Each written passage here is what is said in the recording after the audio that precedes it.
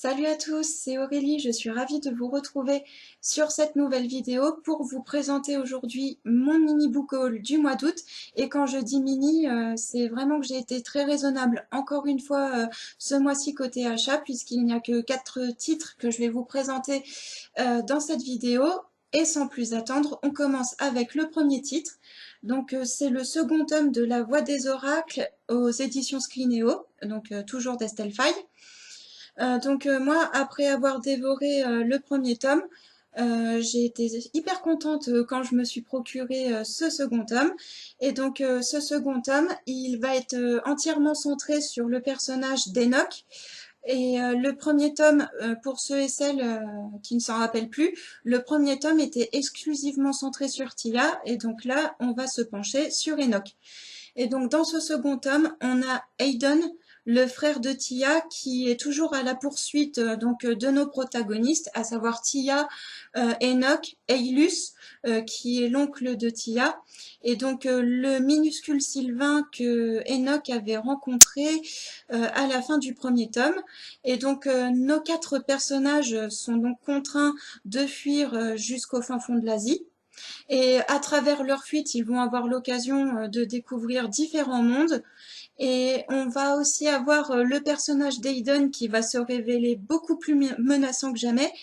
Alors, par rapport au premier tome où on découvre qu'Aiden il a vraiment un mauvais fond, j'ai vraiment hâte de voir comment il va être encore plus mauvais et plus menaçant dans ce second tome. Et j'ai vraiment hâte aussi de mon petit côté fleur bleue, a hâte de découvrir l'évolution de la relation entre Enoch et Tia. Donc j'ai vraiment hâte de me mettre dans ce second tome et je pense qu'il va être très prometteur, comme le premier. Alors, le second titre pour ce petit book haul, il s'agit d'une anthologie de nouvelles. Donc cette anthologie, il s'agit de la 4e anthologie du Festival des Litaniennes, puisque cette année, les Litaniennes ont pu réaliser leur 4e édition. Donc pour ceux et celles qui me suivent sur les réseaux sociaux, les Litaniennes, vous savez maintenant ce que c'est. C'est donc un petit festival, il y a un petit peu de tout et on a le côté salon du livre dans ce festival. Et ce festival a lieu depuis maintenant 4 ans à Varzy, c'est une petite commune de la Nièvre. Donc n'hésitez pas à aller regarder mes photos sur les réseaux sociaux puisque j'ai pu y assister à ce festival. Et donc du coup, ma très chère amie Clémence a pu se procurer cette 4e anthologie et a pu me la remettre.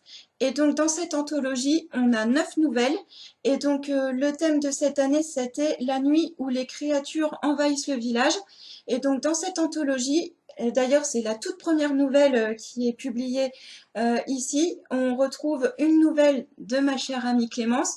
Donc je ne vous présente plus Clémence puisque ça fait déjà dans 2 vidéos que je vous la présente. Et pour ceux et celles qui ne suivent pas encore Clémence, je vais vous remettre le lien de sa page Facebook professionnelle dans la description de cette vidéo. Et donc la nouvelle de Clémence, j'ai pas encore lu sa nouvelle, mais elle s'est basée sur le thème du jeu du loup-garou. Donc pareil, je vous présente pas ce jeu parce que je pense que plusieurs personnes parmi vous ont déjà eu l'occasion de jouer à ce jeu. Donc c'est ce fameux jeu où on a nos petits loups-garous qui essayent de tuer les villageois et ainsi de suite. Quand tout le monde a les yeux ouverts, on essaie de tuer les loups-garous. Donc du coup, j'ai vraiment hâte de me plonger dans cette anthologie parce que tous les titres de nouvelles de cette anthologie font rêver. Alors, le 3e titre de cette vidéo, c'est le premier tome d'Isoulka la Mageresse de Dorian Lake aux éditions Noir d'Absinthe. Donc pareil, je vous présente pas plus cette maison d'édition et je vous parle pas plus de Dorian puisque j'ai fait une chronique dernièrement sur mon blog à propos du titre de ce titre. Et donc du coup, pour faire bref, on a Isoulka, donc c'est une mageresse qui est plutôt marginale et qui est très endettée de son côté. Et dans un autre temps, on découvre le personnage de Scipion, qui est un spadassin vénitien, et lui est en quête d'une vendetta. et il cherche par tous les moyens à regagner son pays natal. Et donc Isulka et Scipione vont avoir l'occasion de se croiser puisqu'ils vont être tous les deux employés par Sir James Ladd, donc c'est un Anglais. Et donc tous les deux, ils vont être missionnés pour retrouver la pierre d'Isis, donc c'est le titre de ce premier tome. Et donc, dans ce tome, on va de trahison en trahison. Et ils sont un peu trop, Isulka et Scipione sont un peu trop attirés par l'appât du gain. Et donc, au début, on part de Paris pour se retrouver au fin fond de l'Égypte, quasiment à la fin de l'histoire.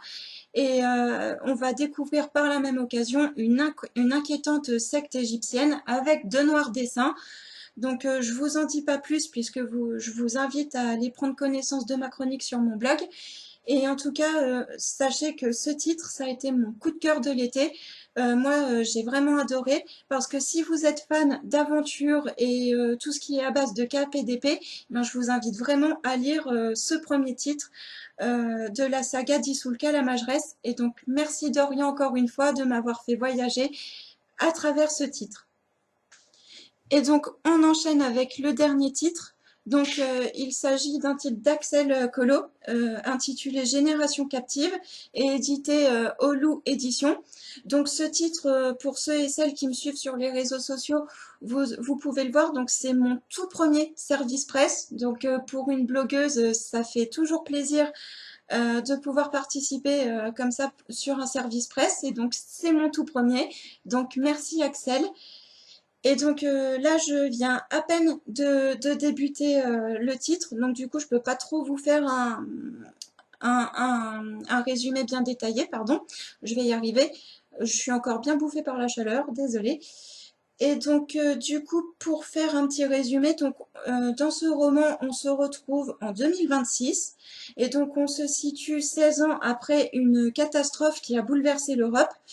Et donc, cette catastrophe, elle a transformé certains enfants en sensibles. Et donc, ces sensibles sont dotés de pouvoirs spécifiques.